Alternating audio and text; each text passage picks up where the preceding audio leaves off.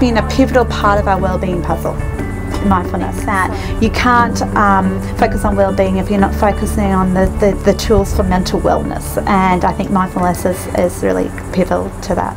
And I think it's pivotal for kids, and I think it's pivotal for adults. And I think that when you're looking at schools, which are highly complex places, you've got, you know, a teacher that's managing their own needs, managing the needs of 25 other students.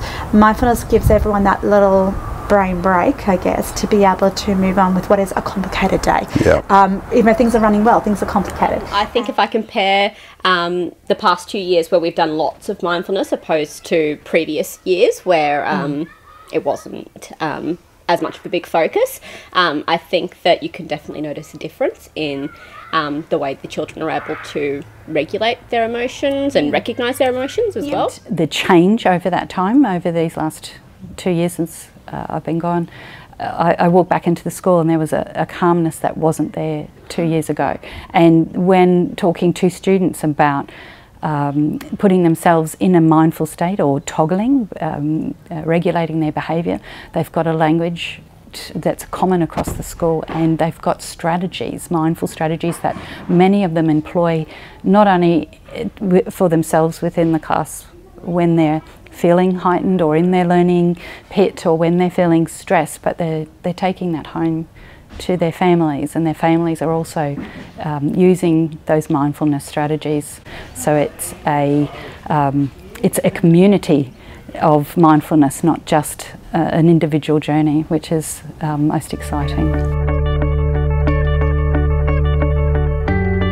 There are many teachers who now incorporate the mindfulness within their classroom, but it's because it helps them as well. They have the mindful bell. I found even myself, you walk into a room, you're working with children, you hear the mindful bell, and you just automatically go through the process of breathing, having that deep breath, taking a moment and resetting.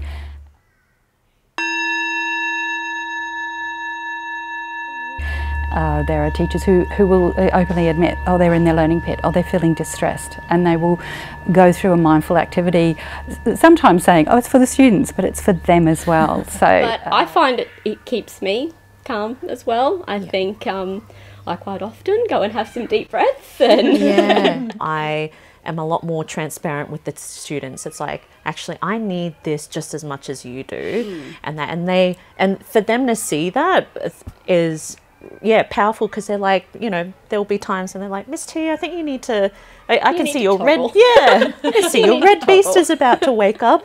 Well, maybe some, you know, mindful breathing, some finger breathing. I'm like, fantastic. A place where, I kind of need to recenter, ground myself and that. And so, I think I'm,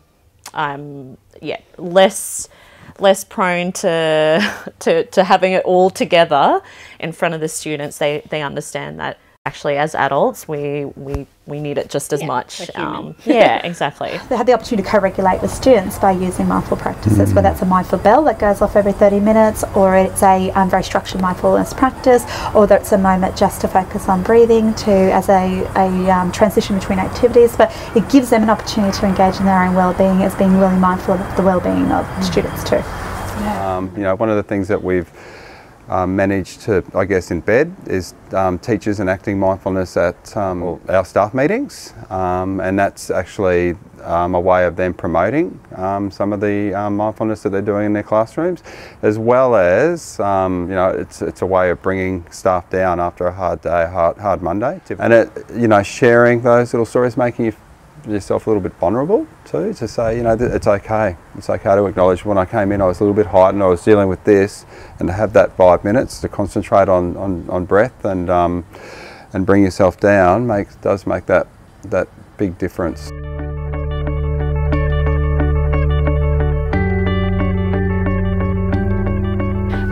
There's certainly many children now who will talk about going away and toggling. So they'll talk about what breathing technique they've used to toggle to bring themselves from a heightened, and we talk about the hand model, so they bring themselves from having flipped their lid down to a calmer state. Their prefrontal cortex is a little more in control, and they do that many times through their breathing, their ability to calm their bodies and their minds in a way that allows them to be ready then to enter back into that learning zone. So It's really, it's powerful.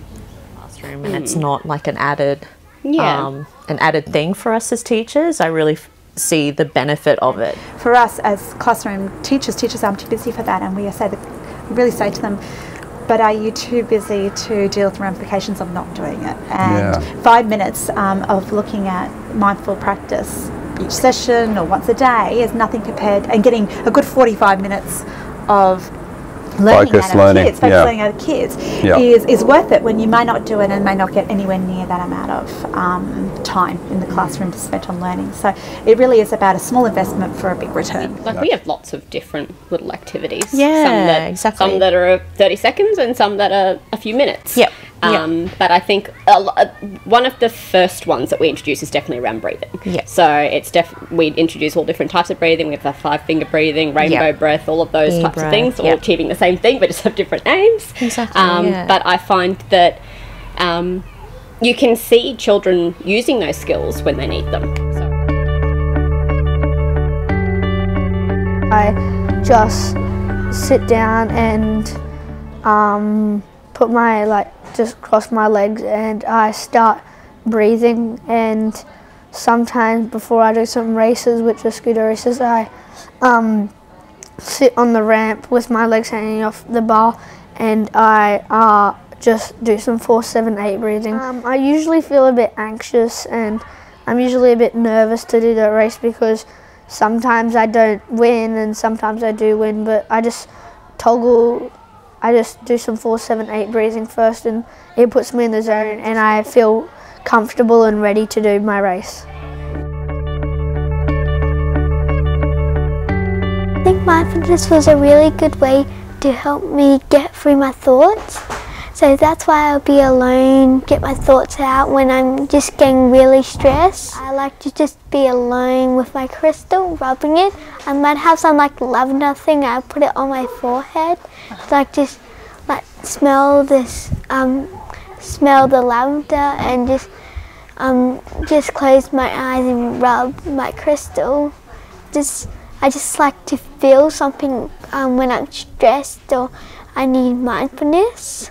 At the beginning, how I'm really stressed, I'm kind of still stressed, but when I get to the end, I'm getting calm because I went through the whole thing and now I feel much more better at the end. What happens to all the sort of stressed out thoughts when you They do just that? go away.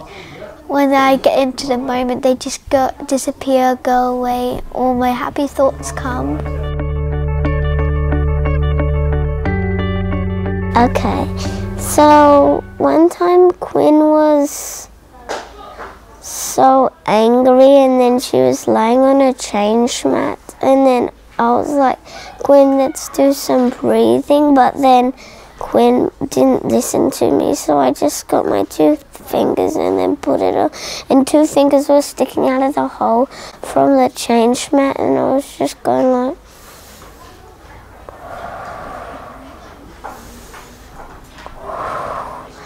and then it looked like that Quinn was breathing with me too.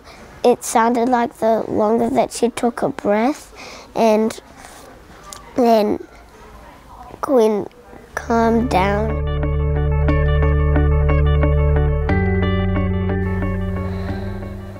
I told my brother because he wanted to learn how to do it. You taught your brother how to do switching on and switching off. And unicorn breath. What's unicorn breath? So you put your hands together and you breathe in and breathe out.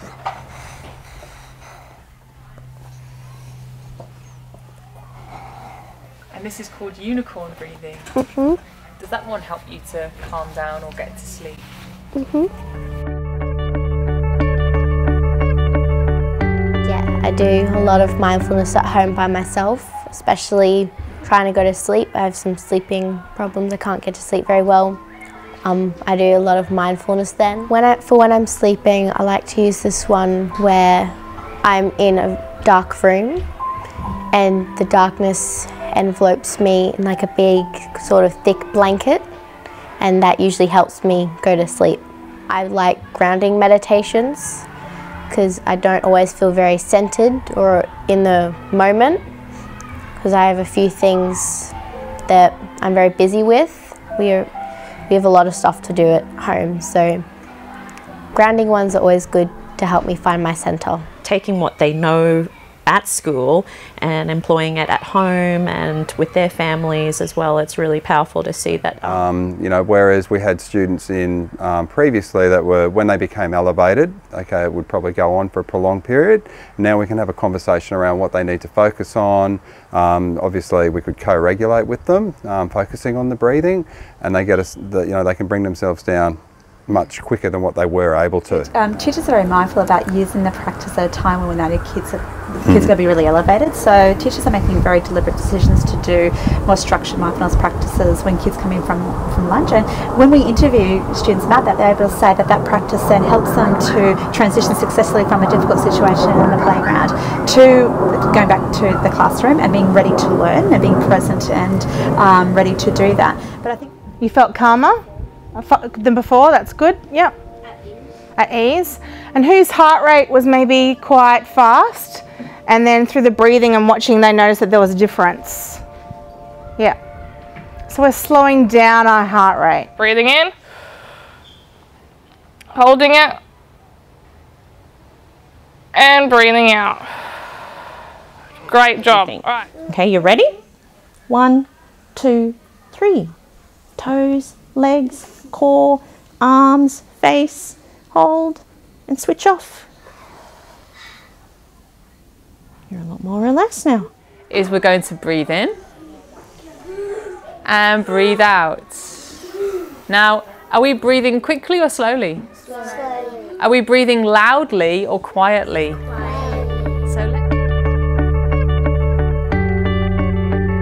what I've noticed is that our kids' tolerance for difficult feelings has grown significantly. So rather than acting on that difficult feeling in a way that is, you know, it leads to sabotaging of relationships, or leads to disruption in the classroom, they're actually able to sit and tolerate that feeling a little bit more than they have been previously. And so that's been something that we've noticed creates a level of calm throughout the school. How do you work? What do you do to help yourself through moments where you're feeling difficult emotions? I go and play for a bit on my own, or draw. Play or draw. Thank you. Yeah? What do you do? Toggle. Toggle. So can you explain what toggling is and what toggling you do when you need to help yourself? Square breathing. 5 cycles of square breathing. And there's also And that they can focus on mindful breathing if they're stressed in the playground, right through to they've had a fight with a sibling at home, and they're able to sit in their bed and find a spot to focus on, you know, their breathing and focus on mindful practice during that time. I think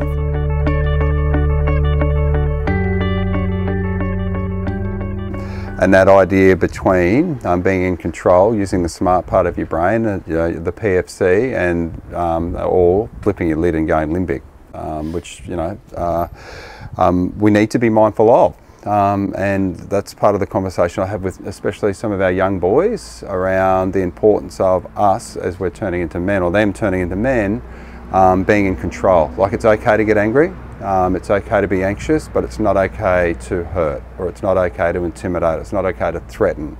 So they've got to acknowledge that switch that they can flick to get their lid back down before it goes like that. So essentially I think we're preparing kids to be better citizens. Absolutely, yeah. More responsive people. And I think it's when we want to focus on skills that kids can translate to later life into other realms of their life as well. So the fact that they're actually able to articulate that has demonstrated that mindfulness has become part of our culture here at Bracken Ridge.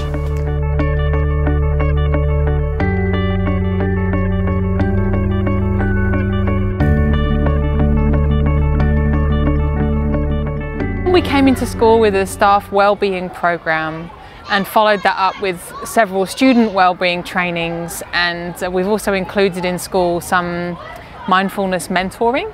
So I've been in school with teachers either demonstrating practices or watching teachers lead practices and then giving some feedback. And I guess what I've noticed over the course of time is teachers becoming more comfortable with the practices, and because they're more comfortable with the practices, obviously then children are becoming more comfortable. Really. I think encouraging teachers to find a practice that suits them. So we have a teacher that's very focused on yoga, so she does lots of mindful movement. That works really well for her, and it really taps into something she values and she really likes as well. So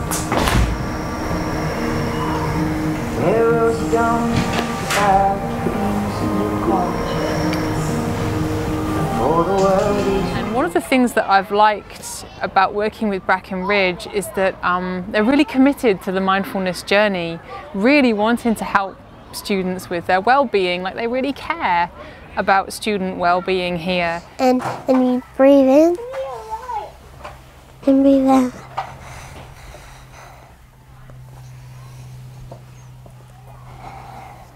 So this is not a Bracken Ridge skill, this is about life, and we know that life can present some very bumpy pathways on the way, and you know, this is about giving them some, I guess, tools in their little kit bag to be able to pull out when they're navigating that bumpy path. So you know, that's, I think, a wonderful thing.